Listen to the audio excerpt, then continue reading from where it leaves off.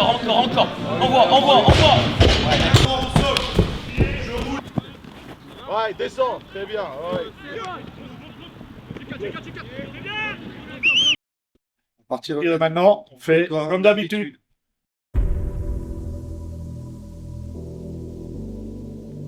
Donc le stage se déroule à Dijon. On a été accueillis sur le site par Fabien Guillot, qui est le manager PPF. Et en fait, l'objectif de son accueil, c'est de mettre tout le monde d'une part dans l'esprit bleu, c'est-à-dire de bien rappeler les règles de bonne conduite et puis voilà, les attendus qu'on a sur le comportement, ce qui reste la priorité. Et ensuite, c'est de poser un petit peu le cadre des objectifs du stage. Et sur ce stage-là, on sera sur un rappel du jeu en rouge, du jeu en vert, enfin des choses que les joueurs commencent à connaître très bien quand ils sont dans les pôles espoirs. Mais il faut aussi qu'on fasse attention aux joueurs qui ne sont pas en pôle espoir et qu'on accueille sur cette journée, enfin sur ces 3 journées. L'idée, c'est de travailler comme la dernière fois, et encore mieux, puisqu'on va essayer de se perfectionner. Malgré les conditions, on s'adaptera. Donc soyez réactifs, toujours. L'importance de la réunion d'accueil, elle permet aux joueurs et même au staff de se remettre dans le contexte du rassemblement bleu, donc qui est différent du quotidien des clubs. Au final, c'est des garçons qui se sont joués et qui se joueront toute l'année. Et sur ce stage-là, ils vont cohabiter et travailler ensemble. C'est aussi un contexte différent de ce que vivent au quotidien. C'est bien de le remettre en perspective et de se remettre un petit peu sur et les bases du jeu et les bases de l'état d'esprit qu'on va demander aux joueurs sur ce rassemblement. Environ 6 superviseurs, on va essayer de le faire sur chaque séquence. Après, on aura des vidéos. Moi, c'est mon premier stage au sein de la fédération. Très très bien accueilli. On a eu une mise en bouche avec une petite réunion à l'amphithéâtre qui nous a expliqué, qui a expliqué aussi surtout aux joueurs un peu la planification de la journée, la planification du stage et un peu les attendus. À partir de maintenant, on fait comme d'habitude. Donc importance après de se connecter par équipe enfin par catégorie. L'idée était de leur présenter le contenu du stage, ce qu'on attendait précisément d'eux. Aussi un peu dédramatiser, en tout cas pour les moins de 16, l'enjeu du stage. Parce qu'il n'y a pas d'équipe de France directement à la suite. Ok les gars, vous me dites ce que vous voulez faire, là où vous vous sentez bien, et là où vous vous sentez pas bien, moi je le prends. Ne t'inquiétez pas par rapport à ça. J'ai envie de te dire que c'est un petit peu la même chose que pour les joueurs, c'est-à-dire que la Fédé, ça fait quelques années qu'elle fait vraiment l'effort de demander aux entraîneurs de club de venir sur ces stages-là. Donc l'objectif, c'est vraiment d'affiner des repères communs. On a déjà pas mal dégrossi grâce à des visios, et là c'est vraiment un rappel clair de tous les attendus sur les phases de fixation, sur les phases de relance de jeu, pour qu'on ait tous le même discours. Et ensuite, il y a un temps de travail au sein des staffs pour être capable de proposer quelque chose qui soit vraiment dans les attendus des stages bleus. Donc on a construit un petit peu tous ensemble l'entraînement qu'on a effectué après, donc cet après-midi. L'objectif de la réunion, c'est de reclarifier un petit peu les attendus des entraîneurs, les attendus de la fédération, encore une fois par rapport à ce stage. Permettre à ceux comme moi, qui n'en avaient jamais effectué jusqu'à présent, d'être un peu plus sensibilisés sur le projet et de préparer l'entraînement qui est suivant. Alors, la réunion des superviseurs, en fait, elle a déjà l'objectif de nous répartir les évaluations. C'est-à-dire qu'on est 4 à évaluer les joueurs moins de 18 et on est 4 à évaluer les joueurs moins de 16. Ensuite, l'objectif, c'était de nous présenter aussi un nouvel outil qu'on va devoir utiliser, qui est sous format numérique et qui va nous faciliter un petit peu la tâche. Et puis de rappeler sur les postes vraiment les incontournables qu'on doit être capable d'observer. À partir de maintenant, on fait comme d'habitude. C'est ça.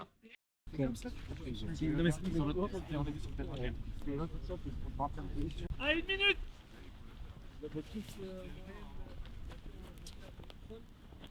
Alors, on aborde deux types de relance de jeu, le jeu en rouge, le jeu en vert. Le jeu en rouge, en fait, c'est un jeu où il y a eu un blocage du ballon et des joueurs, et du coup, on a une défense face à nous qui est organisée. Alors on apporte cette année des petites nuances parce que la défense elle peut être en place au niveau numérique, mais par contre sur les talons, et ça reste des conditions de relance de jeu qui sont favorables pour les utilisateurs.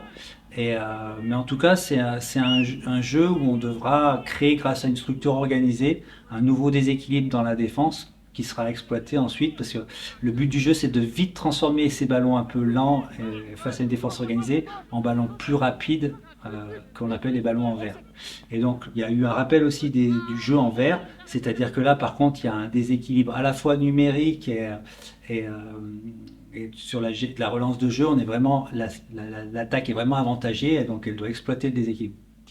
Le code couleur, donc sur le jeu en rouge et le jeu en vert, c'est des repères, là aussi communs aux différentes équipes de France qui nous permettent de déterminer quelle forme de jeu on va utiliser à l'instant T.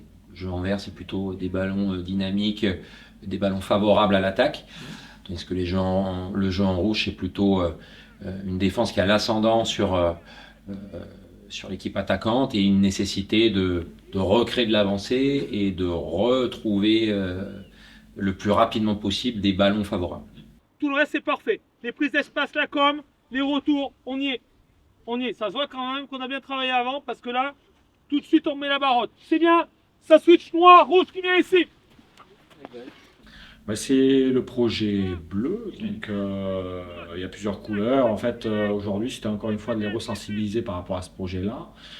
On va dire que la couleur verte, c'est avec des ballons rapides, comment on va jouer ces ballons-là. Et sur des ballons rouges, c'est que la défense elle est en place avec des ballons un peu plus lents. Comment on doit arriver à se restructurer ou comment on peut renverser la pression. Voilà, c'est un peu la thématique de la journée avec l'utilisation à fond, mettre de la vitesse sur des ballons verts, des libérations rapides où il y a des surnombres à jouer. Donc continuer l'avancée, mettre de la vitesse, jouer dans les espaces libres. Et au contraire, varier avec des ballons plus lents, donc on appelle ça des ballons rouges. Comment on va arriver à rebonifier ces ballons. Voilà, c'est un peu le gros thème de la journée. Par contre, pour une première séance, c'est top. C'est top. On était sur du jeu en vert, on a eu beaucoup de mouvements. On a eu de la circulation qui tenait la route et des recharges qui étaient positives. On passe sur du jeu en rouge, donc sur du jeu où c'est la merde, où les temps de libération sont longs. On met la cellule en place, vous essayez de faire ça comme il faut. C'est une alternative quand ça se passe pas bien. D'accord? On bosse ça tout de suite. Vous avez 1 minute pour vous, pour boire de boissons et on passe aux ateliers. Allez, c'est parti les gars, tranquillement. Et ben en fait là on est vraiment sur une des dernières phases d'évaluation commune avant les Elite Jeunes. Donc en fait nous ce qu'on se doit de faire pour que l'évaluation elle soit la plus juste et la plus fiable possible, c'est de hiérarchiser les joueurs au poste. Donc c'est hyper important que nous on mette en place des choses qui nous permettent, en plus des évaluations de match qu'on a déjà tous réalisées, d'avoir sur ce stage bleu là une hiérarchie au poste. Ça sera peut-être discriminant s'il y a des choix à faire entre plusieurs joueurs occupant le même poste. À partir de cette catégorie d'âge-là, la spécialisation au poste devient importante, notamment sur des profils très précis, des talons qui lancent, les demi de mêlée qui font des passes et qui jouent au pied.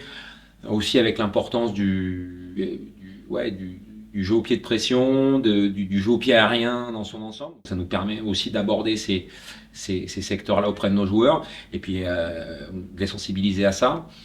À partir de maintenant, on fait comme d'habitude. Oui, alors la collation, ça fait partie de ce qu'on appelle l'entraînement invisible du sportif ou du futur sportif de haut niveau. Hydratation, alimentation, etc. Donc, c'est important de les sensibiliser à ça. Mais ça permet aussi, encore une fois, aux joueurs de se mélanger, d'échanger, de croiser ceux qui jouent dans les plus vieux. Ouais, bien sûr. En fait, je t'ai parlé tout à l'heure d'Esprit Bleu. Là, l'objectif, c'est qu'il n'y a pas de Clermontois, il n'y a pas de Lyonnais, il n'y a pas de Yonaxiens, il n'y a pas de gars de la Bourgogne ou de Nevers. C'est vraiment des joueurs qui se destinent à jouer pour le maillot bleu. Donc en fait, plus tôt qui créeront de l'affinité et des connexions entre eux, plus efficaces ils seront dans l'avenir. Et du coup, on se rend compte que nous, en mettant en place comme ça des situations, bon alors là tu parles juste de la collation, mais on aura aussi des conférences, on aura aussi des temps de partage où les joueurs puissent échanger, et ben on va renforcer cet esprit bleu qui est dans un sport de combat collectif est primordial. À partir de maintenant, on fait comme d'habitude. Ouais, ben en fait, c'est un des gros points positifs de ce site, en fait, du Krebs de Dijon. C'est, voilà, ils ont investi sur une nouvelle salle de musculation qui nous permet, bah, comme tu l'as dit, d'avoir des conditions de pratique parfaites, voire exceptionnelles. Et ensuite, une proximité avec le terrain qui nous permet de vraiment pas perdre de temps. Compte tenu des conditions climatiques, avec beaucoup de gel sur ce stage, c'est important que les joueurs n'aient pas de temps de latence entre les phases de travail. Donc là, on s'entraîne ici, les 2 séances de muscu qu'on fait sur ce stage, on les a faites dans cette nouvelle salle de muscu créée au Krebs de Dijon, le C2PA, qui est une salle vraiment toute neuve. On est les premiers à s'entraîner dedans. Donc là, vous pouvez le voir derrière moi, il y a plusieurs racks de squat, plusieurs ateliers de musculation, donc c'est quand même assez intéressant. Le matériel est vraiment de très très bonne qualité et ça nous permet vraiment d'entraîner les jeunes à performer le plus possible sur le terrain. Donc, en fait, à côté de cette salle de muscu, il y a plusieurs salles. Il y a 2 salles de muscu qui sont environnementales. Et au premier étage, il y a tous les espaces de récupération, des bains chauds avec les bains froids. On a 2 saunas et 1 hammam, et ensuite on a une salle de cryothérapie à corps entier. Donc, ça c'est vraiment intéressant pour la récupération des jeunes en tout cas, et ça permet d'allier plusieurs types de méthodes de récupération pour encore une fois optimiser la performance des joueurs. Avec ça, maillot jaune, avec ça. Donc là, la séance de vendredi, donc les jeunes étaient arrivés à midi, qu'on a fait une séance de muscu qui était plus axée sur la prophylaxie et le haut du corps.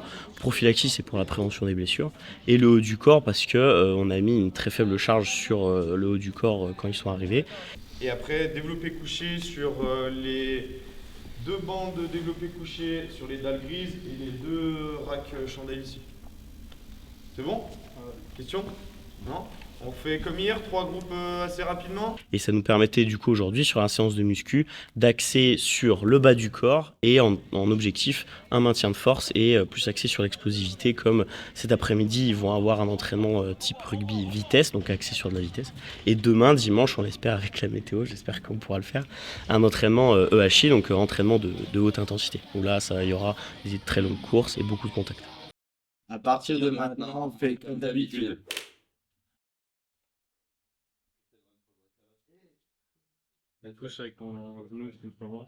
Là, ça fait maintenant. Très sincèrement, ici c'est du très très haut niveau, donc c'est comme une équipe professionnelle. La fédération, encore une fois, a voulu s'encadrer de préparateurs physiques, de kinés, de docteurs, d'entraîneurs. Donc c'est une journée type d'un joueur professionnel. Donc là, après l'entraînement, forcément, il y avait des massages, faire un petit point s'il y a des petits pets avec le docteur. Comme tu l'as dit, des automassages, pardon. Donc voilà, il faut ils sont appelés demain à faire des belles carrières, des longues carrières, donc forcément leur corps vont être un outil important, donc il faut qu'ils sachent en prendre soin. Bah, on les sensibilise, alors déjà on les sensibilise au quotidien dans les académies, même les joueurs qui sont en club, moi ce que je remarque c'est qu'ils ont une certaine éducation à ça. Bah, l'objectif c'est que c'est des sportifs de haut niveau, ils ont ce statut-là au sein des pôles espoirs. S'ils sont là, c'est qu'ils ont des grandes qualités, donc ils se destinent à une pratique de haut niveau, et du coup ben, leur corps ça devient leur premier outil de travail. Et l'idée c'est de faire en sorte que tout ce qui est entraînement invisible, c'est-à-dire l'hydratation, l'alimentation, le sommeil, la récupération, comme tu viens de le dire, ce soit fait de la manière la plus optimale possible pour que le joueur prenne soin de son corps. Oui, complètement. Bah, le but du jeu, en fait, c'est de se rapprocher au plus possible du très haut niveau et puis de leur apprendre aussi ce que c'est que la prise en charge d'un sportif de haut niveau, parce que c'est pas que l'entraînement et la préparation physique, hein, la vie, la gestion d'un sportif de haut niveau. Il y a les entraîneurs ont parlé d'entraînement invisible, et donc nous, le but du jeu, c'est de leur inculquer ces valeurs-là et ces réflexes-là dès le plus jeune âge.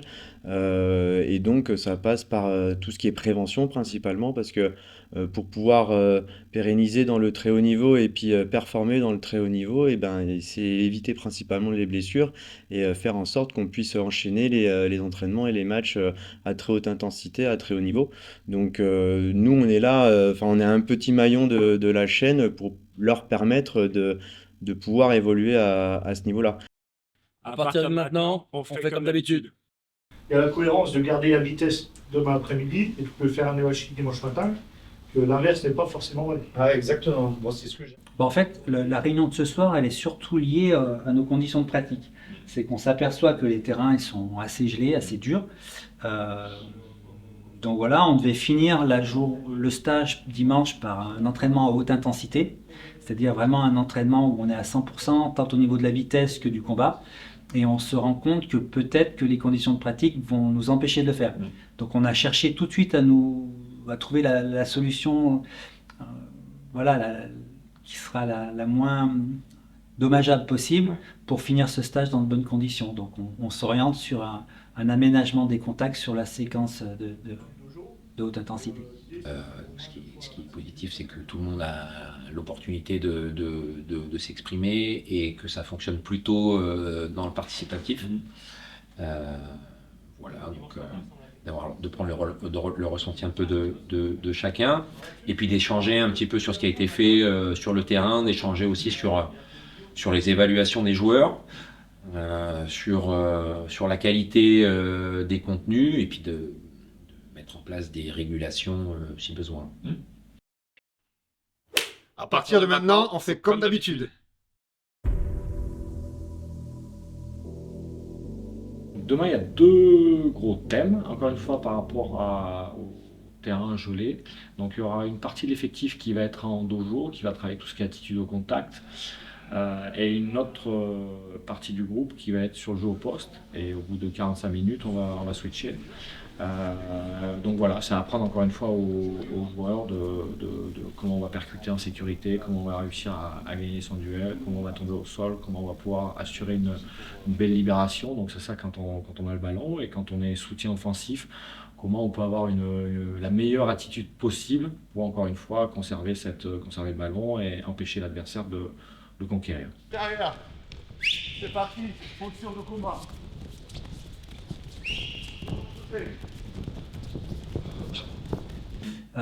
L'idée, c'est de vraiment nous recentrer sur les situations de combat. Tout à l'heure, tu m'as demandé de te présenter le jeu en rouge, le jeu en vert. Voilà, le jeu en rouge, il faut être hyper organisé. Il y a des rôles qui sont précis, que les joueurs doivent respecter. Et il faut qu'on améliore vraiment chez les joueurs les repères communs pour que les situations de blocage du ballon elles soient les plus courtes possibles et les plus efficaces possibles pour ensuite recréer de l'avancée. Donc l'idée, c'est d'affiner ça, le rôle du porteur de balle, le rôle de ce qu'on appelle nous la poutre et du raseur, le rôle du soutien intérieur qui va venir couvrir le ballon, c'est-à-dire le rendre disponible, ou qui va venir ramasser le ballon. L'idée, c'est d'affiner toutes ces choses-là pour que, même face à une défense organisée, on retrouve un ballon dynamique. Il faut garder le ballon. Tac, on est ici dans le combat. Pour arracher le ballon. Ok, pourquoi je suis efficace? Parce que je suis plus fort que lui. Non, je suis plaisant. En fait, pour adopter les bonnes techniques, vous arrivez comme soutien en placard. Ok, donc il y a un placage ici, moi j'arrive ici. Pour bloquer, qu'est-ce que je peux faire là? On arrache beaucoup de ballons, mais on arrache mauvais. Tu sais, on arrache là, on pips, on fait ça. Si les mecs plus grands que moi, je ne peux jamais arriver. Ok, qu'est-ce que je peux faire là pour gagner? Là, je sers, je fais un toupie. Ouais, hein, c'est mon corps qui a arraché le ballon, c'est pas mes bras. Oui, ça va au-delà de la symbolique. C'est vrai que ça fait un bon rappel sur le fait qu'on est aussi et peut-être surtout un sport de combat, un sport où on s'engage. Ça permet aussi vraiment d'ancrer la partie entraînement combat. Maintenant, on enlève peut-être les crampons, on est sur le tatami et pendant 45 minutes, on va bosser sur cette thématique précise. Je pense que ça implique aussi auprès des joueurs un focus et une concentration peut-être un peu plus grand. du fait de la symbolique. Voilà. Et ouais, tout ça pour gagner en efficacité. L'idée, c'est comment on va réfléchir à, une fois qu'on a vu ça, le retranscrire sur le terrain par la suite. J'ai plaqué, team, je roule et je me relève. Reste pas mort au sol. Je roule. On travaille toutes les semaines en des situations de combat. Les académies pour les sports qui ont la chance d'avoir un dojo ou une salle de lutte à côté l'utilisent systématiquement. On a même des clubs, je pense au club de Nevers, là, qui ont une salle de lutte au sein de leur complexe d'entraînement. Maintenant, les situations de combat et le jeu au sol, ça devient tellement important parce que voilà, tu sais que si je tombe sur le côté, si je tombe sur le dos, au rugby à l'heure actuelle, je perds le ballon, il est tout de suite gratté. Donc en fait, nous, l'idée, c'est vraiment d'affiner les repères et les attitudes pour que ça n'arrive pas. C'était très très intéressant, c'est très bien. Donc vous avez montré tout ce qu'il faut là. Il y a toujours les points d'amélioration à faire, de technique de plaquage, de ce qu'on a parlé tout à l'heure. Donc mais c'est très bien. Donc le comportement que vous avez montré, c'est très bien. Les investissements, très bien. À partir de maintenant, on fait comme d'habitude. Pour une fois qu'elles vont pas venir dans les godasses. Chaque poste a des spécificités. Le lanceur, par rapport à la touche de lancer, on va dire les 9 sur l'espace spécifique du sol, les arrières ailiers sur tout ce qui est réception aérienne. Donc on a séparé les groupes par poste et on a travaillé voilà, plus spécifiquement. Même si je ne doute pas que ça soit très bien fait dans les clubs également, mais ça permet aussi d'évaluer les joueurs sur leurs actions spécifiques qu'ils auront à faire lors des rencontres. À partir de maintenant, on fait comme d'habitude. Et ben voilà. Demain, toi, avec moi ça. Je pense que le maître mot, c'est la communication. Déjà, nous, entre nous, membres du staff médical, c'est quelque chose d'hyper important. Et encore plus vis-à-vis du staff technique, sportif, qui, pour le coup, le staff sportif attend énormément de nous sur le retour d'éventuelles blessures, sur le retour d'un stage comme ça, savoir ce qu'on peut améliorer en termes de prévention, en tout cas nous, de point de vue médical, etc. Et donc, je pense que ouais, le maître mot, c'est la communication. Le fait qu'on est là pour développer les jeunes, c'est vrai que le fait de développer, le fait d'optimiser évidemment notre capacité d'adaptation à tout ce collectif tous ces joueurs qui viennent de divers horizons, que ce soit de Lyon, Oyo, Clermont, Dijon, ça vient vraiment de différents horizons qui ont différentes politiques de jeu. Donc ouais, je pense que l'adaptabilité c'est vraiment quelque chose qui résume un peu ce stage, mais bien sûr on adore ce qu'on fait, développer les jeunes, ça reste aussi quelque chose de très important. Un mot pour moi qui résume un petit peu ces stages Esprit Bleu, c'est mettre de la cohérence un petit peu sur l'ensemble du rugby français, sur les catégories jeunes, c'est aussi d'harmoniser les contenus. C'est, je pense, une grande force qu'a eu la fédération ces dernières années de travailler fort auprès des clubs, d'avoir des moments aussi de rassemblement, que ce soit sur les stages de secteur ou sur les élites jeunes, pour favoriser l'évaluation des joueurs, mais aussi d'instaurer l'état d'esprit, que ce soit dans le jeu ou dans le comportement des sportifs. On est très très bien accueillis. Voilà, c'est très simple, mais moi c'est ma première fois, j'ai l'impression déjà de connaître les autres entraîneurs, donc ça c'est assez agréable et ça simplifie assez rapidement l'intégration. Et après c'est perfectionnement. Voilà, la volonté d'aider le joueur à se perfectionner, et même nous les entraîneurs, d'acquérir des nouvelles notions, un projet de jeu qui est différent, le partage aussi, voilà, partage avec les autres entraîneurs, avec des joueurs aussi qu'on ne connaît pas. Donc c'est, voilà, je dirais partage, perfectionnement et accueil. Ouais. Bah, Voilà. le mot pour moi qui me vient en premier à l'esprit, c'est l'exigence en fait. C'est-à-dire que les joueurs, quand ils arrivent là sur un stage comme ça, eux, ils se doivent d'être hyper exigeants avec eux, hyper exigeants avec tout ce qu'ils ont travaillé et abordé au sein de leur club et de leur pôle espoir, pour être capable de réaliser la meilleure performance possible. Et puis nous, on se doit aussi d'être hyper rigoureux, hyper exigeants avec nous, pour garantir l'équité de la sélection, pour garantir voilà, que la discrimination qu'on va faire, parce que c'est comme ça, c'est la sélection, c'est le haut niveau, c'est comme ça, mais qu'en tout cas, elle soit la plus juste possible. Donc nous, en termes de production, en termes de contenu, en termes d'attendu, en termes d'image, on se doit d'être irréprochable aussi. 1, 2, 3. L'idée, c'est simple, c'est de dire, à partir de maintenant, on fait comme d'habitude, et de dire les trois en même temps. Prêt? Ah, j'ai pas compris. Faut le dire en même temps. À partir de maintenant, on fait comme d'habitude. Ok. Mais en même temps.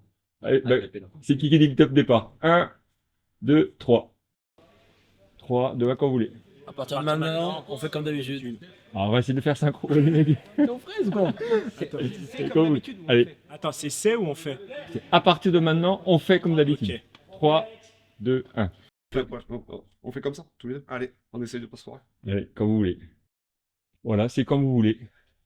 1, 2, 3. À partir de maintenant, on fait comme d'habitude. On va essayer de le faire synchro, puis derrière, celui il était un petit peu absent. Allez, les trois en même temps. Allez. 1, 2, 3. Vous voulez? C'est pour la première ligne. C'est à partir de maintenant, on fait comme d'habitude, comme vous voulez. 3, 2, 1. À partir de maintenant, on fait comme d'habitude. Allez, mecs, vous n'allez pas à un enterrement, là, mais vous pouvez faire un sourire. Bien, on se le check. Exactement, c'est le check, voilà. Décroise. Allez. Décroise. Allez, comme vous voulez, 3, 2, 1, c'est parti. À partir de maintenant, on fait comme d'habitude. C'est ça. Parfait.